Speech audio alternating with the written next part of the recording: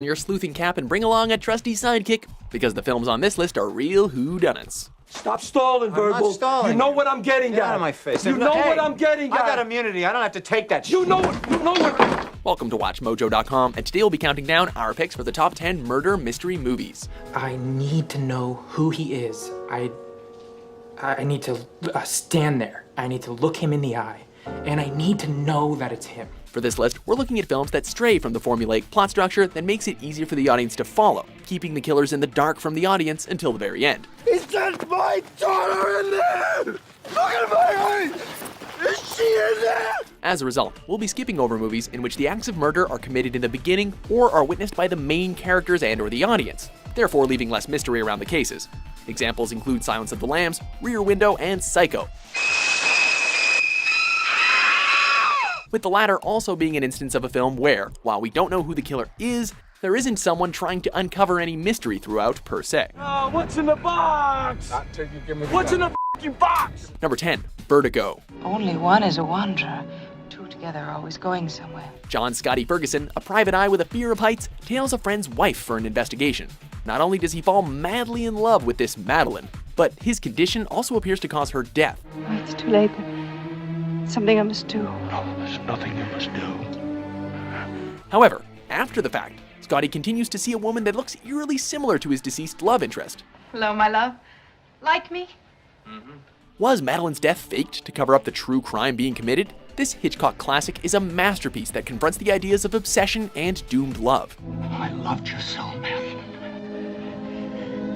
Scotty. I was safe when you found me. It is also the first film to feature a dolly zoom technique that has since become a staple in the industry to evoke feelings of confusion, suspense, or disorientation. There was no way for them to understand. You and I know who killed Madeline. Number 9, In the Heat of the Night. They call me Mr. Tibbs. When a wealthy investor is murdered, the police are under pressure to make an arrest. They've got a murder they don't know what to do with.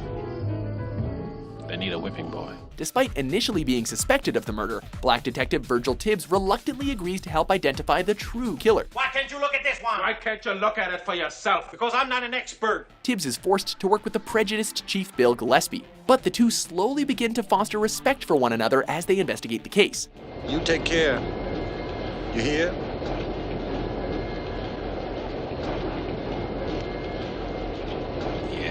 Set in a fictional small town in Mississippi during the height of the civil rights movement, this film deals with the deeply embedded racism associated with the South. Okay, black boy.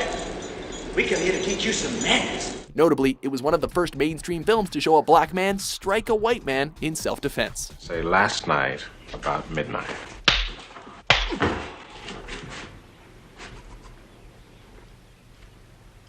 Gillespie. Yeah. You saw it. Number 8, Murder on the Orient Express. I want you to take a job on for me. This film is a classic example of the dark house horror genre, except for the fact that it takes place on a train. Mr. Poirot, I'm not at liberty to answer any of those questions. Not here on this train, perhaps. In this British flick, a group of strangers is trapped in an isolated location due to the amount of snow on the tracks. Snow is God's will, and all is for the best. After a number of threats are made on his life, Ratchet implores Detective Hercule Poirot for protection. My life has been threatened, Mr. Perot. My secretary can show you 2 letters on file. Uninterested in taking the case, Poirot declines, and the next morning, Ratchet is found dead in his cabin. Mr. Ratchet has been frontally stabbed. With the murder on his conscience and a train full of passengers, Ratchet must figure out who murdered the well-to-do businessman, and the result is a stylish and entertaining flick. Where, in my amateur opinion, the murderer is with us now. Number 7, Memento. We all need mirrors to remind ourselves who we are. From the critically acclaimed Christopher Nolan, Memento is one of the director's most ambitious departures from the traditional narrative structure. So you lie to yourself to be happy. There's nothing wrong with that. We all do it. Who cares if there's a few little details you'd rather not remember? The neo-noir film follows the journey of Leonard, a man searching for his wife's killer despite his Antero-grade amnesia. I don't have amnesia. I remember everything right up until the incident. I am Leonard Shelby. I am from San Francisco. That's who you were. Unable to form new memories, Leonard must use a system of photographs and tattoos to keep track of the clues he gathers. Lenny, you can't trust a man's life to your little notes and pictures. Why not? Chronological black and white sequences give the audience the background leading up to the murder, while color sequences follow the murder in reverse chronological order. Well, what Mrs. Jankis didn't understand was that you can't bully someone into remembering. The more pressure you're under, the harder it gets. The effect is a masterfully complicated story that keeps the audience on the edge of their seats until the separate portions meet at the end and make Memento a truly unforgettable flick. How am I supposed to heal if I can't feel time? Number 6, LA Confidential. Oh, great. You get the girl, I get the coroner. This entry contrasts the investigative methods of 3 drastically different detectives in 1950s LA. Ed Exley serves as the righteous hand of the law, agreeing to testify against crooked cops. Justice has to be served. Of course I'll testify. Bud White is the hothead with a penchant for roughing up criminals. Jack Vincennes is just in it for the money he can make giving hot tips to tabloids about the latest celebrity arrests. Though their cases differ, the intricate ways these detectives work together to solve them has made LA Confidential into both a critic and fan favorite. I want to do it right.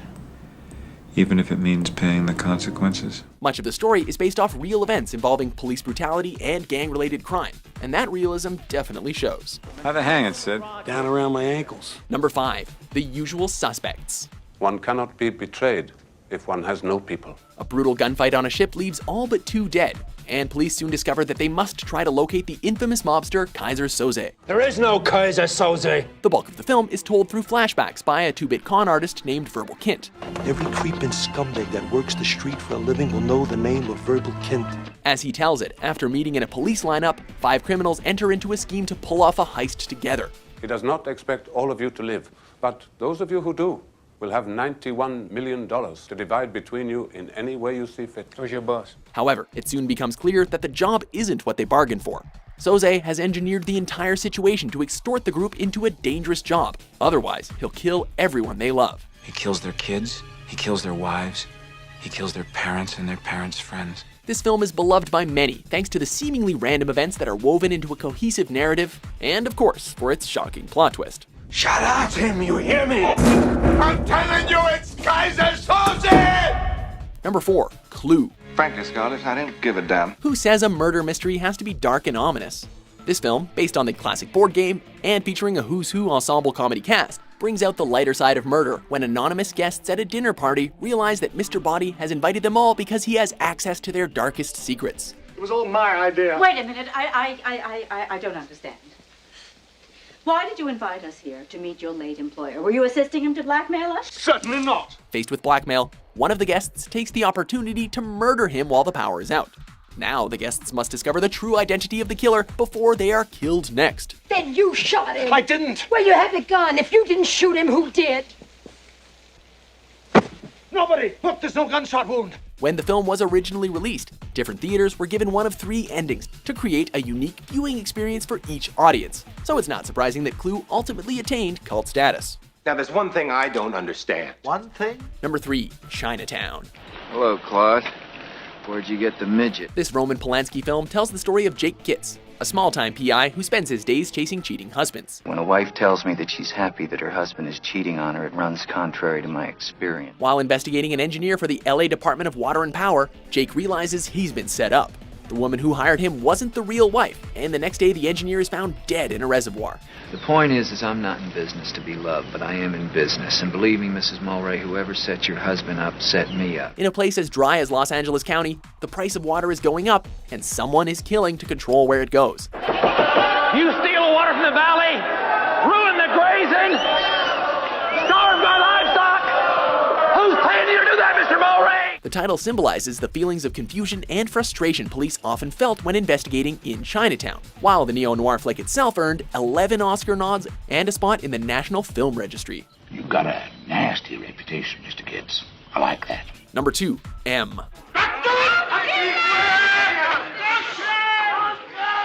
The oldest movie on our list comes from Austrian-German filmmaker Fritz Lang. After a series of child murders, the police tried desperately to find the killer by shaking down known criminals. Aus bestimmten Anzeichen geht hervor, dass auch dieser neue Mord von demselben gespenstischen Unhold begangen wurde, dem bereits 8 Kinder unserer Stadt zum Opfer gefallen sind. Upset by the interruption of their businesses, the crime bosses themselves take the matter into their own hands. Trotzdem haben die Nachforschungen bis jetzt nicht das geringste Resultat gezeitigt, ebenso wenig wie die allnächtlichen Razzien in den Verbrechervierteln. M criticizes the ability of the police to catch murderers despite the new forensic tools at their disposal and warns parents about child neglect. Kein Kind dieser Stadt darf einen Schritt tun, von dem wir nichts wissen. Ja gut, aber wie? Lang also presents the moral contradiction of criminals, including other murderers, who take it upon themselves to catch the killer. Den Taschendieb festnehmen. Das können wir, weiter können wir nicht. Fangt doch lieber den Kindermörder. His first sound film, M is also notable for Lang's use of several new techniques that made it into a cinematic masterpiece. Seid doch vernünftig! Zurücktreten da! Alle zurücktreten! Before we pull back the curtain on our top pick, here are a few honorable mentions. Why would a young lady like you want to know about such an awful murder? It interests me. Does it?